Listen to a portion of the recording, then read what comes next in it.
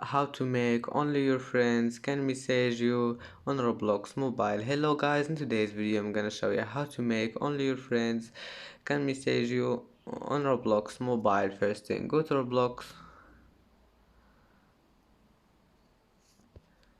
and now click this 3 points here in the bottom corner and then go down and click settings and now click privacy and then just go down and here you will find this one.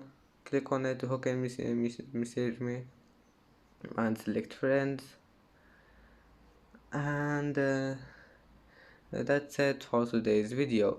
If you like this video, please don't forget like and don't forget subscribe, and thank you for watching this video. See you in the next video.